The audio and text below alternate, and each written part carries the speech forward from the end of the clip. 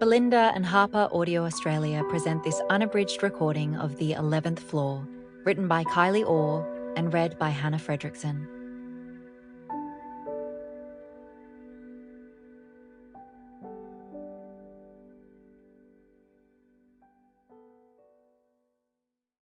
To Zach, Jacob, Marcus, and Amelia, my own sleep-resistant babies, I adored you then, and I adore you now.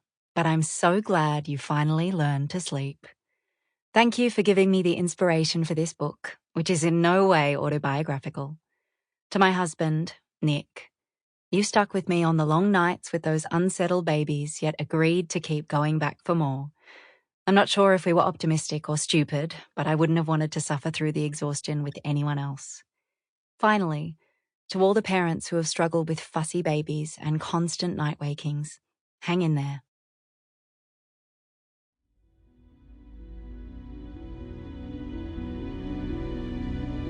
Part 1. The Lies. Autumn, 2018.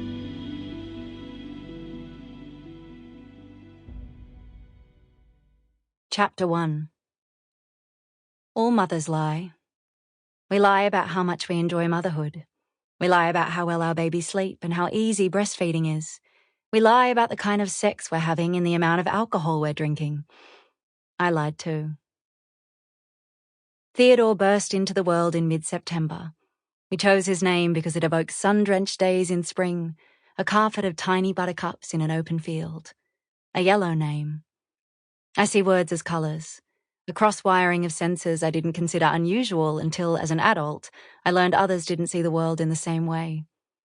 Joe, a cobalt blue name, had suggested a long list of baby names, but their hues were all wrong. Charlie, chestnut brown. Noah, deep violet. Will, metallic blue. I wanted a name the colour of fervent delight. I could never have predicted that 8 months later I'd be trapped in a universe of grey. It had been a usual day of trying multiple times to settle Theo. The term sleeping like a baby made no sense. In fact, the way people threw this comment around like confetti infuriated me. My experience was of a child who resisted sleep at all costs. On this particular day, Theo's morning nap involved listening to him scream for 90 minutes over 2 sleep cycles, shushing and patting, then leaving. Shush, pat, leave. It seemed the controlled crying techniques Joe and I had learned only worked if you were not a screaming mess yourself. I gave up, carried Theo around the house, and wondered where the hell I would start to clean the pigsty. Once a neat freak, my daily distress now showed itself in unwashed dishes stacked in the sink and dirty clothes piled in small mountains on the laundry floor. When I tried to put Theo down so I could tackle one chore, he screamed. So we circled each room, and I managed what I could with one hand until his afternoon nap, when the crying cycle started again.